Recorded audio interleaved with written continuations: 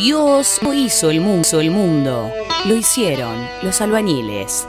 Zona de trabajo, un recorrido por el territorio de los trabajadores en Radio La Compañía.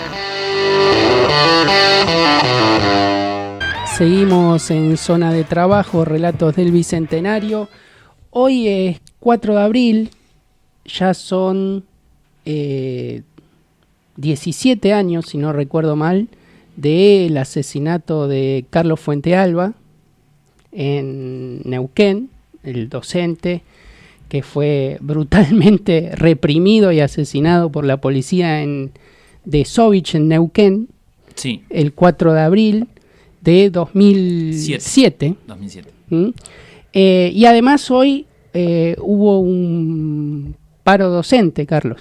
Sí, exacto, Nicolás, como bien lo recordabas, coincide justamente con la fecha del aniversario del asesinato del compañero Carlos Fuentealba, y un paro nacional docente convocado por la CETERA, ¿no? Sí. Para poder charlar un poquito de este tema, tenemos una invitada acá en el estudio. Sí, está con nosotros Estela Sinopoli, que es secretaria general de SUTEBA, de la seccional Tandil. ¿Qué tal, Estela? ¿Cómo estás? Buenas tardes, ¿cómo están ustedes? Bien. Bien. Bueno. Bueno, un poco ahí estábamos haciendo, digamos, la conmemoración, digamos, de la fecha, pero nos interesaría también, digamos, ahondar en lo que fue, digamos, los motivos y un poco el alcance de la medida de fuerza. Bien. Bueno, como todos saben y es de público conocimiento, la verdad que en materia educativa nuestro país ha entrado en una debacle y en una caída libre, digamos, poco habitual y poco conocida en los últimos tiempos. Apenas llevamos 4 meses de este nuevo gobierno y ya la verdad que el recorte, el ajuste y todas las reducciones que hemos tenido que ir haciendo en materia educativa se hacen sentir y se hacen sonar. La última novedad que tuvimos fue el Jueves Santo, en donde el presidente firma un nuevo decreto en donde desestima la existencia del Fondo Nacional de Incentivo Docente. Claro. El FONID, lo conocemos como FONID, es una suma de dinero que viene a compensar y a complementar nuestro salario, digamos, a nivel nacional, es para todas las provincias, es un dinero que depende exclusivamente de lo que antes era el Ministerio de Educación, hoy ya no tenemos más Ministerio de Educación, primer punto de este retroceso en materia educativa, tenemos apenas una secretaría. Y como lo determina el Fondo Nacional de Incentivo Docente, es un fondo que se logró con la lucha de la Carpa Blanca allá por el año 1997, que casualmente el 2 de abril se cumplieron los 27 años para nosotros de esa gesta también, ¿no? Claro. Fue una carpa que instalamos por 15 días y resultaron ser 1.003 días las que tuvimos que tenerla instalada frente al Congreso Nacional para lograr que después, producto de ella, lográramos el Fondo Nacional de Incentivo Docente y una ley de financiamiento educativo que nos permitiera sostener la escuela pública y la educación pública. No peleábamos solamente por salario docente, sino que en aquel momento había provincias que ya ni siquiera podían impartir educación, porque no se podía ni siquiera sostener los edificios escolares. Hablamos de las provincias más empobrecidas y hablamos de aquellas provincias que hoy son alrededor de entre 8 y 10, que gozan o gozaban hasta la llegada de este gobierno de ese fondo de compensación salarial para que se pudiera llevar adelante todo lo que tenía que ver en materia de educación pública. Claro.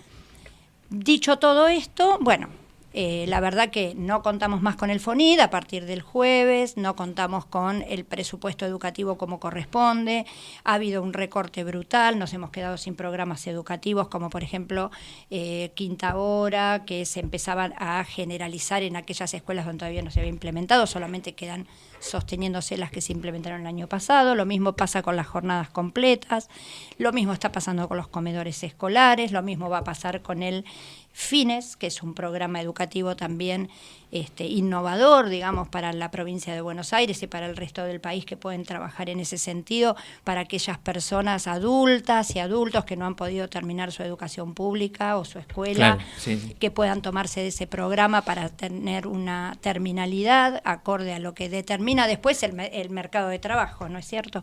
Así que bueno, son todos programas que están en absoluto riesgo porque a falta de presupuesto, falta de sostenimiento, bueno, es una situación extremadamente compleja la que vivimos hoy.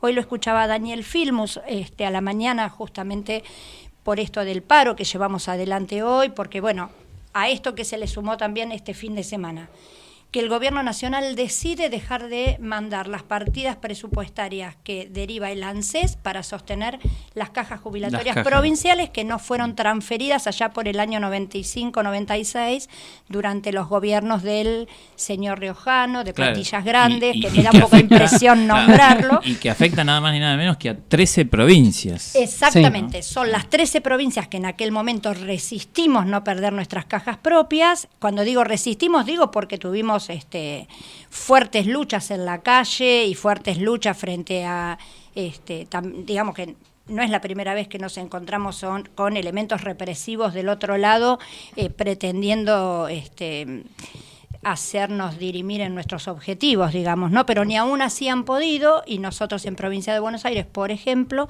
logramos sostener la caja jubilatoria. Pero bueno, ahora falta esa pata nacional, digamos, que es la que permite sostener no solamente las jubilaciones en las provincias, sino que también permite poder hablar de una movilidad jubilatoria, que está totalmente puesta en riesgo y está totalmente puesta en discusión, ¿no? Y cuando te decía que hoy lo escuchaba Daniel Filmus, recordábamos aquellos encuentros y aquellos seminarios, aquellos espacios de formación y capacitación, ¿no? El INFOD, por ejemplo, que es el Instituto Nacional de Formación Docente Permanente, que también está totalmente, digamos, anulado, no están produciendo más ningún tipo de contenido ni demás. Entonces, él decía hoy, pensar que hace un cortito tiempo atrás discutíamos qué educación queríamos y cómo mejorábamos esa educación y qué cosas aportábamos en los debates para poder dar una mejor educación y más educación. Bueno, hoy estamos discutiendo si vamos a tener educación pública, porque hoy llegamos a ese punto, a dudar de si vamos a poder sostener en este contexto, digamos, una escuela pública de calidad, una escuela pública que se precie de sostener un país y una sociedad como la que nosotros hemos podido sostener hasta ahora, ¿no? Claro. Estela, pensaba por ahí alguien que nos está escuchando y que no está muy informado sobre estas situaciones que ustedes como docentes están viviendo, si el Estado Nacional, ante estos recortes, ante estas, digamos, no derivación de partidas en general, está planteando algún tipo de alternativa, porque si no, claramente es lo que vos estás diciendo, ¿no? Es que deje de existir la educación pública. Alternativas hasta ahora no hemos visto, no hay ningún plan que permita, ningún programa que permita una alternativa para poder sostener la escuela pública como la tenemos y como la conocemos. El único plan que el gobierno de Javier Milei tiene hoy por hoy es el ajuste, es el recorte, es el achicamiento, es considerar que todo lo que proviene del Estado es nefasto, es criminal, es bueno, otra noticia de hoy hablando de criminal, nos enteramos por el vocero de Todas las Mañanas que quieren modificar 2 artículos de la Ley Nacional de Educación, la 26.206, en donde quieren resguardar a los alumnos del posible adoctrinamiento de los docentes. Sí, lo he escuchado, sí. Entonces, modificando esos 2 artículos, supone que van a también habilitar un medio como un 0800, un teléfono para que los padres nos denuncien a los profesores y profesoras, a los maestros y maestras, si sienten que su hijo puede estar siendo adoctrinado. Bueno, entonces, lo que digo es, no hay proyecto, no hay plan B, es todo ajuste y achique. Hay, en este caso particular de lo que estás planteando, Estela, y hay, podríamos decir que una cantidad de prejuicios impresionantes con respecto a la educación que demuestran, digamos, no tener ni siquiera conocimiento la gente que pone en el área. Sí, sí. Porque plantear, digamos, sea que los docentes, digamos, sea adoctrinan, o lo mismo, bueno, también bajan una línea bastante parecida con el tema de las universidades, ¿no? Claro. Tal cual. Y esta modalidad de la delación, ¿no? O sea, te pongo el 0800 para que te llamen y te botonen, ¿no es cierto? Claro. Que es casi, podríamos decir, una marca que inauguraron con aquellas primeras movilizaciones que se realizaron cuando salían con los altoparlantes en una especie de, casi podríamos decir, parecía un capítulo de una serie basada en Orwell, ¿no? O sea que con los parlantes diciendo el que corta no cobra, ¿no? Claro. Y todas estas cosas de apuntar a lo represivo. O sea, ¿cuánto puede sostenerse un gobierno con esas características, ¿no? Ese 0800, Carlos, te cuento que primera que lo implementó fue María Eugenia Vidal. Ya. Y lo implementó Finocchiaro, el ministro Finocchiaro, cuando fue ministro de Educación. Claro. Y ese 0800 generó mucho daño, porque en realidad uno se pregunta, bueno, ¿qué sería adoctrinar a los pibes y a las pibas en las escuelas, ¿no? Por ejemplo, y no me voy a meter en materias que desconozco en su profundidad, pero si uno va a enseñar historia, deberá preguntarle al gobernante de turno qué piensa de algunos personajes de nuestra historia para que nosotros podamos dar la clase en ese sentido, digamos, ¿no? Claro. Porque por ahí para mí Roca no es un buen ejemplo, pero para este gobierno lo es. Entonces, yo puedo decir que Roca fue un genocida, que Roca exterminó los pueblos originarios. Ahora, eso es adoctrinar, digamos, es contar la parte real de la historia, Claro, pero tal como cual. es una parte que no les gusta, entonces ellos consideran que la parte que a ellos no les gusta es adoctrinamiento porque va en contra de sus creencias. Bueno, la educación, la historia, no se trata de creencias. Se trata de investigación, se trata de libros escritos, se trata de universitarios, se trata de CONICET, se trata de un montón de cuestiones que hoy por hoy están puestas todas en tela de juicio. Sí, siendo ferozmente atacadas, ¿no? Y estamos siendo ferozmente atacados Claro. todos y todas en ese sentido, porque incluso hasta nos ponen en situaciones de alto riesgo, digamos, en este escenario, porque esto atenta y esto facilita y posibilita estados de violencia contra los propios maestros y maestras, docentes que están al frente de pibes y pibas. Un papá puede estar enojado con un docente y asumir que él va a hacer justicia y puede acercarse a la escuela y cometer cualquier hecho desagradable, digamos. Claro. Y nosotros hoy estamos en una situación extremadamente compleja en ese sentido. La violencia crece, la violencia contra los sectores de trabajadoras y trabajadores crece en las redes sociales, crece en la calle, crece en el comercio, en el supermercado, crece en todos lados. Y la verdad que vamos a ser un poco como sociedad todos víctimas de nuestra propia violencia desatada, digamos, frente a cuestiones que nadie puede ni contener ni sostener en este escenario, porque la verdad que es un escenario extremadamente complejo, como venimos diciendo, y que no entiende de convivencias, que no entiende de diálogo, a pesar de que ellos dicen que van por la vía del diálogo, no pueden dialogar con nadie. No hay mesas de trabajo como para que podamos acordar, definir, decidir. Un ejemplo de eso es la paritaria nacional docente, por ejemplo, que está totalmente abortada, no está ni siquiera convocada. Convocaron a una reunión hace un par de meses atrás como para organizar una comisión que pudiera trabajar temas de educación. Y en realidad nosotros tenemos elegidos por voto directo de nuestros propios afiliados y afiliadas representantes paritarios, Claro. ¿no? Delegados Claro. paritarios. Sí. Entonces, ¿qué comisión vamos a organizar con esta gente para hablar de qué cosas? Hay, instancias legales sostenidas en el marco de las leyes vigentes que se deben cumplir, que deben llevarse a esos ámbitos para que cumplan el cometido que para lo que fueron creadas. Y sin embargo esta gente se maneja con leyes absolutamente propias y absolutamente pareciera que hasta personales, ¿no? Porque ellos son los que te quieren decir quién se sienta a discutir con ellos algunos temas y quiénes no. Claro. Sí. Negar los delegados paritarios es eso. Es eso. No Claro. discutimos con estos, queremos discutir con fulano, mengano y sultano y no sabemos muy bien qué cosas, ¿no? Porque la verdad que es difícil, es complejo y hasta complejo de poder entenderlo también. Sí, y además también fuera de todo marco normativo, de todo marco legal, cuando todas estas cuestiones están establecidas y están reglamentadas. Totalmente. Y hay una práctica, digamos, sea que además también se viene llevando, por lo menos, digamos, sea desde en los últimos años, de reuniones que se realizan todos los años, o sea, van contra todo. Y a eso iba un poco la pregunta que te iba a hacer, porque en el caso concreto, por ejemplo, en el caso ponerle del FONID,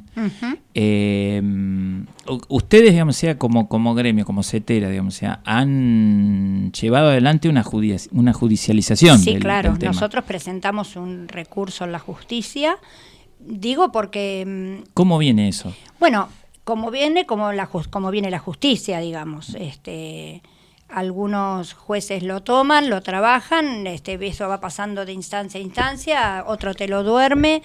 De hecho, la presentación judicial está, pero nosotros creemos que la salida siempre es política también, ¿no? Claro. Si nosotros judicializamos la política, la verdad que me parece que estamos entrando en un canal difícil para después dirimir cuestiones que hacen a la vida pública y a la vida social. La política no se judicializa. No, claro. Para eso está hecha, digamos, para poder debatir, para poder consensuar, para poder acordar. El FONID, creo yo y entiendo que al haber entrado el recurso en la justicia es lo que le permite o lo que hace que el presidente firme rápidamente un decreto anulándolo antes que la justicia falle, digamos, ¿no? Como si esto tuviera el resultado final. Nosotros estamos como gobernados hoy por alguien que cree que es un monarca, me parece, porque él cree que lo que le pone la firma, lo que le pone su sello, queda ahí y nadie lo puede tocar, ni siquiera el Poder Judicial. Y no entiende que los poderes son autónomos, son independientes y que cada uno cumple una función determinada para que esto realmente termine siendo como queremos todos, una república como corresponde, y para que terminemos al más alto nivel, podamos llevar al más alto nivel nuestra democracia, ¿no? Si no, estamos gobernados por un monarca, esto es una cosa absolutamente de locos. Sí es importante que, además de haberlo llevado a la justicia, llevamos como proyecto de ley al recinto de diputados y senadores un proyecto para que se vote por ley el Fondo Nacional de Incentivo Docente, y la verdad que hay muchos bloques dentro del recinto que estarían de acuerdo en votarlo de manera positiva. Entonces, bueno, me parece que ese es el camino por el cual tenemos que transitar nuestras luchas, ¿no? Vuelvo a decir, el camino de la política para nosotros es el camino que nos ha permitido llevar al más alto nivel nuestra democracia, y no podemos cejar en eso, no podemos dejar eso de lado, porque lo que está fuera de eso ya lo conocemos. Ya sabemos lo que significa vivir en dictadura, ya sabemos lo que significa no tener las libertades que nos merecemos tener, ya sabemos lo que significa opinar libremente, vivir como cada uno quiere. Bueno, a eso no tenemos que volver, por supuesto que no. Tal cual. Pensaba, Estela, en este contexto que vos estás comentando tan difícil, también se da la situación de, bueno, la CETERA hoy llamó a un paro nacional. Uh-huh. Hay movilizaciones y reclamos de todo tipo de diferentes sectores sindicales. ¿Cómo ven ustedes lo que va a pasar en las próximas semanas, en los próximos meses en la calle? Bueno, la calle se está poniendo cada vez más caliente, lo vimos hoy. Sí. Lo vimos hoy. Lo primero que me parece importante decir también es mandarles un fuerte abrazo y un acompañamiento a todos los compañeros y compañeras trabajadores del Estado que están siendo despedidos de manera descarnada, sin ningún tipo de explicación, sin ningún tipo de preaviso. Digo, están quedando compañeros y compañeras en la calle sin trabajo, y la verdad que eso es de las peores medidas que puede tomar un gobierno, ¿no? Pero dicho esto, hoy vimos todos por televisión cómo se calienta la calle, cómo se pone en escena todo el tiempo los reclamos, las demandas. Hoy había al mismo tiempo la marcha de trabajadores y trabajadoras de la educación, jubilados y jubiladas que estaban acampando.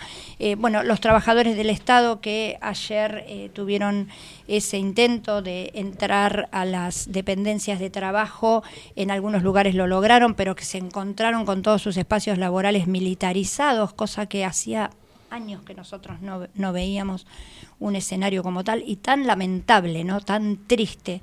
Entonces, bueno, nosotros somos parte como la CETERA, digamos, de la CTA de los trabajadores.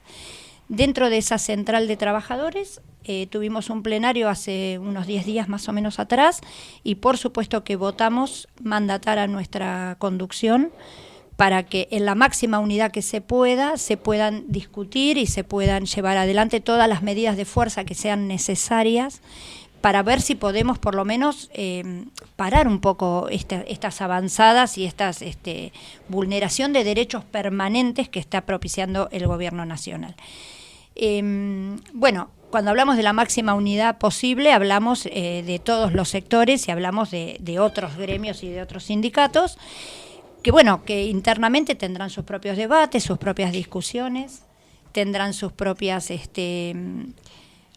situaciones a resolver internamente, pero creemos nosotros que la salida o el punto de llegada va a tener indefectiblemente que ser la calle y un paro nacional, porque no hay manera sino de que esto se detenga. Por ahora estamos viendo todos movimientos sectorizados, digamos. Claro, sí. Nosotros los docentes por un lado, trabajadores del Estado por otro. Estuve escuchando hoy a la mañana que probablemente entre lunes y martes haya un paro de transporte, porque tampoco han recibido el aumento salarial los trabajadores y trabajadoras del transporte público, entonces van a llamar a un paro la semana que viene. Creemos que es el caldo de cultivo. Camioneros también están pensando en que van a llevar adelante una medida de fuerza. Bueno, todos caldos de cultivo que nos parece que vamos a terminar en un único punto, en un punto que va a tener que ser todos en la calle, porque sabemos que ese es el lugar en donde hemos ganado todas nuestras luchas siempre, ¿no? Sí, tal cual. Yo recién cuando vos expresabas toda esta cuestión de lo que es pensar, digamos, la catarata de conflictos que se han abierto.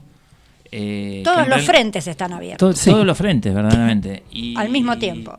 Y además también, ver esto de que esto es algo que también se ve en otros lugares.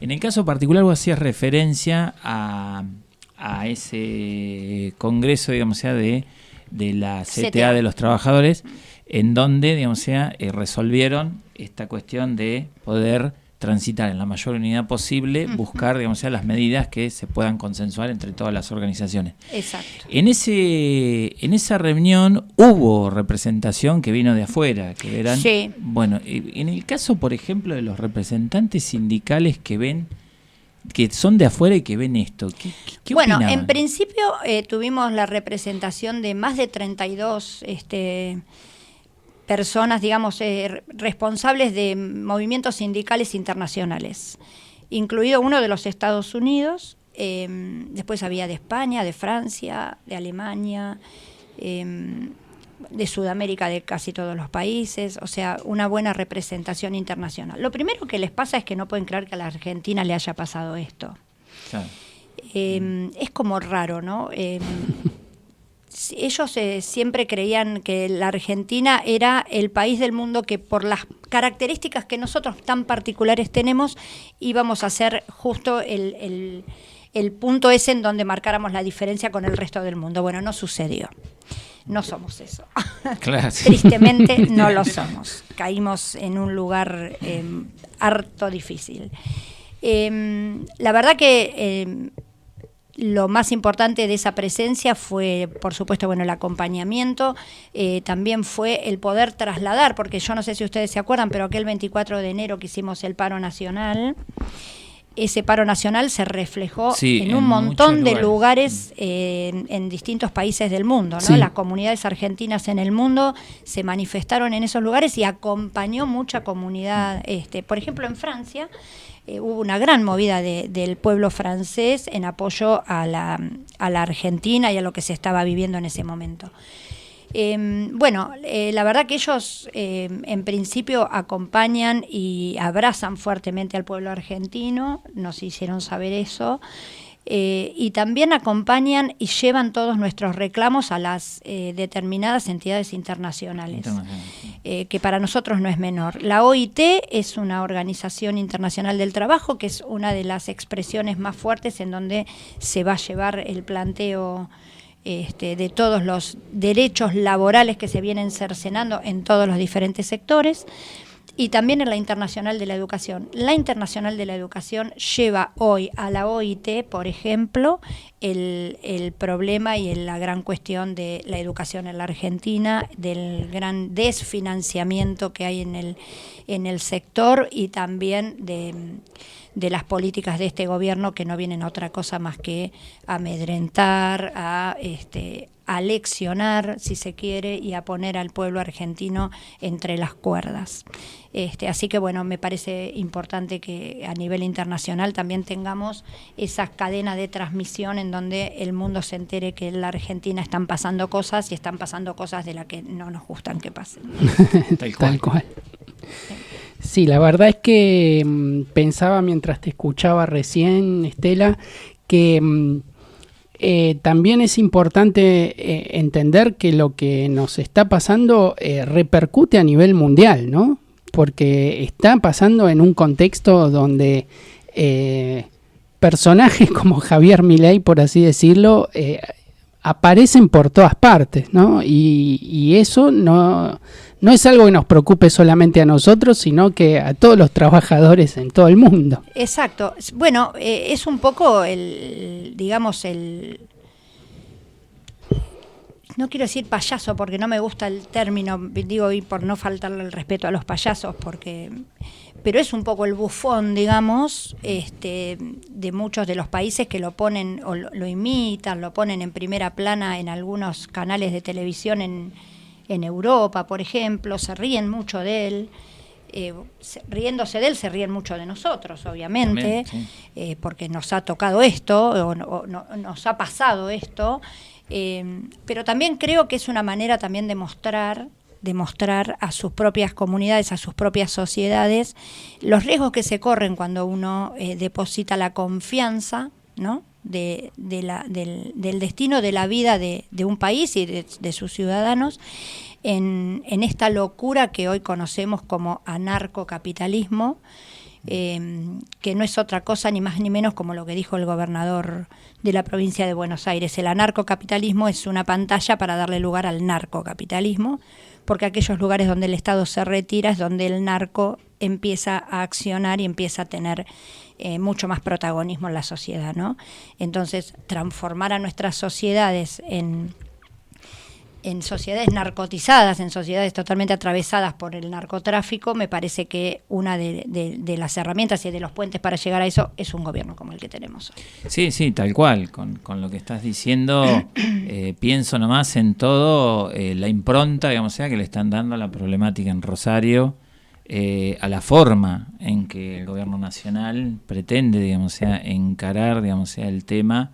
Y además también, bueno, lo que ha sido hasta un reconocimiento explícito por parte del propio Javier Milei, porque no lo decimos nosotros, sino que lo han dicho, digamos, otros colegas periodistas, en donde él hasta en su momento asesorado a narcotraficantes. Sí. Y su ministro de Justicia ha sido representante, digamos, abogado de genocidas. De genocidas, sí, también.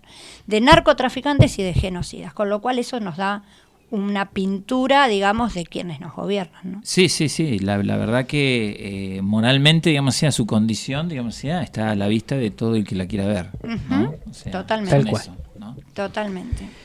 Estela, primero te agradecemos enormemente que te hayas acercado acá al estudio de radio para compartir un rato con nosotros, y como le decimos a todos los compañeros, todas las compañeras que vienen acá y que salen por teléfono, este es un humilde espacio para todos los trabajadores y todas las trabajadoras para que vengan, digan lo que tengan que decir y le transmiten a quienes estén escuchando todo su pensamiento. Así que muchas gracias por venir. Bueno, en principio agradecerles a ustedes por este espacio. La verdad que yo los felicito por tener este espacio. La verdad que siempre nos preguntamos, bueno, cómo la voz de los trabajadores no tiene un canal, digamos, que pueda hacerse escuchar en el resto de la comunidad. Es raro que los trabajadores tengamos voz así abiertamente en distintos ámbitos. Así que está buenísimo que tengan ustedes un espacio como este.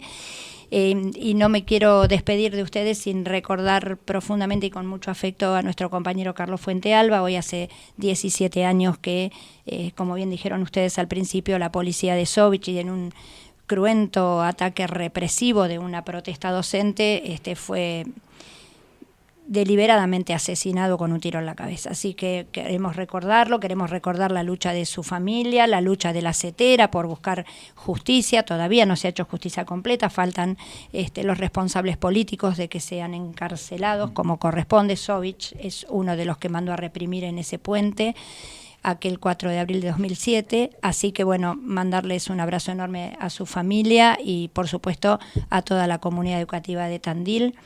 Y bueno, nada, desearles mucha fuerza y que sepan que por lo menos desde nuestra organización sindical vamos a hacer todo lo que esté a nuestro alcance y más también para torcerle el brazo a este gobierno, porque yo no soy de las que piensan que le tiene que ir mal. Lo que sí quiero es que le vaya bien para que nos vaya bien a todos nosotros como ciudadanos, y no estamos viendo que haya tomado un rumbo que nos beneficie a nosotros como ciudadanos. Así que vamos a hacer todo lo que esté a nuestro alcance.